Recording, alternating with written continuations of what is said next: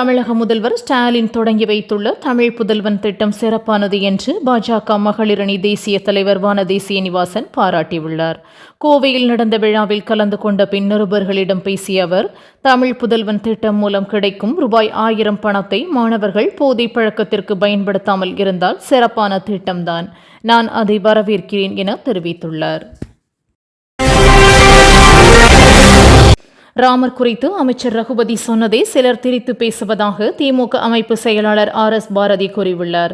திராவிட மாடலின் முன்னோடி ராமர் என ரகுபதி பேசியது பற்றி கேட்கப்பட்டது. அதற்கு RS பாரதி, தமிழ்நாட்டில் நல்ல ராஜ்யம் நடக்கிறது என்பதை ரகுபதி அப்படி சொல்லியிருப்பார் என்று பதிலளித்தார். ராமர் ராஜ்யம் குறித்த ஆராய்ச்சிக்குள் சென்றால் தேவையில்லாத சிக்கல் எழும் எனவும் அவர் கூறினார். சந்திரனுக்கு ராக்கெட் அனுப்ப முடியும் போது இந்தியாவால் சொந்தமாக ஒரு பயணிகள் விமானம் தயாரிக்க முடியாதா என தயாநிதி மாறன் கேள்வி எழுப்பியுள்ளார்.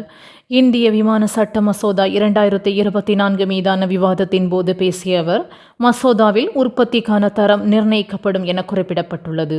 பயணிகள் விமான தயாரிப்பில் அமெரிக்கா மற்றும் பிரான்ஸை நம்பியிருக்கும் இந்தியாவிடம் அத்தனை வசதி இல்லை என தெரிவித்துள்ளார். சீமானை மனிதராகவே கருதவில்லை என்று திமுக அமைப்பு செயலாளர் RS பாரதி விமர்சித்துள்ளார். கருணாநிதி திமுகவை சீமான் விமர்சிப்பது குறித்து எழுப்பிய கேள்விக்கு பதிலளித்த அவர், சீமான் பகுத்தறிவுள்ள ஒரு சராசரி மனிதர் கிடையாது என்று குற்றம் சாட்டினார். திமுகவை முன்பு விமர்சனம் செய்தவர்கள் இப்போது இருந்த இடம் தெரியாமல் போய்விட்டனர் எனவும் இது சீமானுக்கும் பொருந்தும் என்றும் எச்சரித்தார். குமரி மாவட்டத்தில் தொடர்ச்சியாக பெய்து வந்த மழையால் ரப்பர் பால்வடிப்பு தொழில் முழுவதுமாக பாதிக்கப்பட்டது.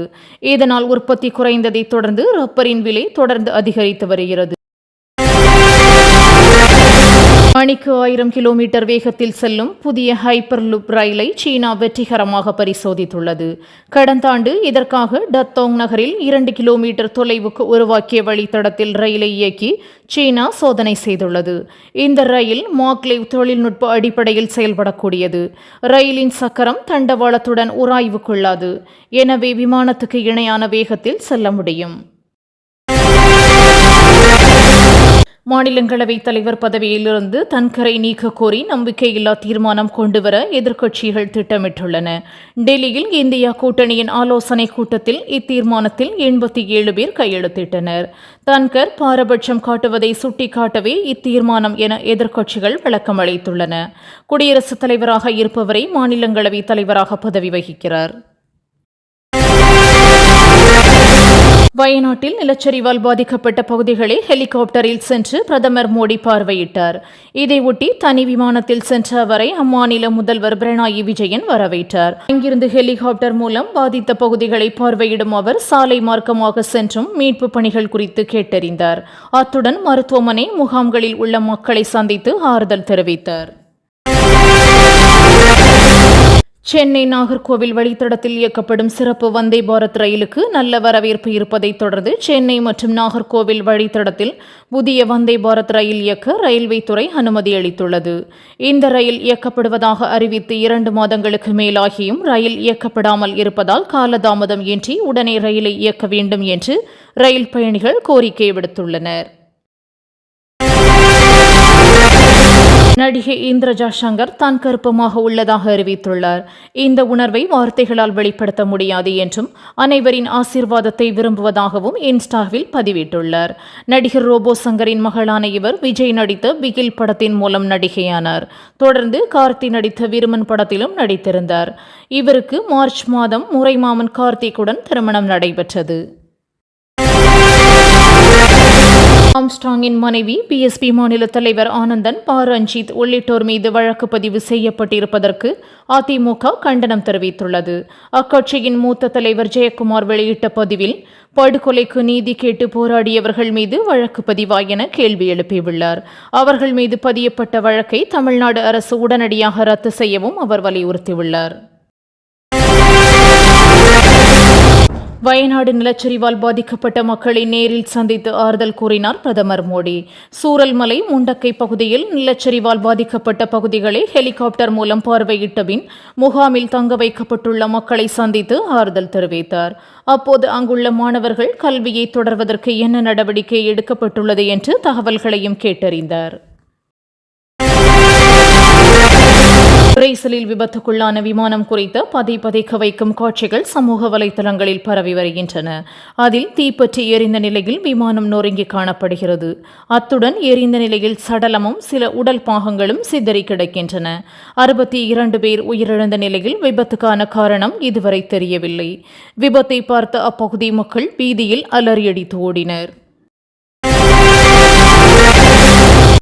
பாரிஸ் ஒலிம்பிக்ஸில் வெண்கலப் பதக்கம் வென்று தாயகம் திரும்பிய ஹாக்கி வீரர்களுக்கு உற்சாக வரவேற்பு அளிக்கப்பட்டது. ஒலிம்பிக்ஸ் நிறைவு விழா இன்னும் நடைபெறாத நிலையில் பாரிஸில் இருந்து இன்று காலை டெல்லி விமான நிலையத்திற்கு இந்திய அணியினர் வந்திறங்கினர். Goal keeper PR Sreejesh, Manu Bhaker உள்ளிட்ட சக வீரர்களுடன் இணைந்து நிறைவு விழாவில் தேசிய கொடி ஏந்தி இந்தியாவை பிரதிநிதித்துவப்படுத்துகிறார்.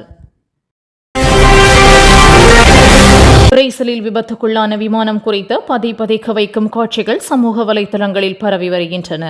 அதில் தீப்பற்றி எரிந்த நிலையில் விமானம் நொறுங்கி காணப்படுகிறது. அத்துடன் எரிந்த நிலையில் சடலமும் சில உடல் பாகங்களும் சிதறி கிடக்கின்றன.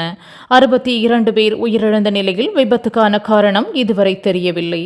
விபத்தை பார்த்த அப்பகுதி மக்கள் வீதியில் அலறியடித்து ஓடினர். படுகொலை செய்யப்பட்ட ஆம்ஸ்ட்ராங்கின் மனைவி பொற்கொடி உள்ளிட்டோர் மீது காவல்துறை வழக்கு பதிவு செய்துள்ளது.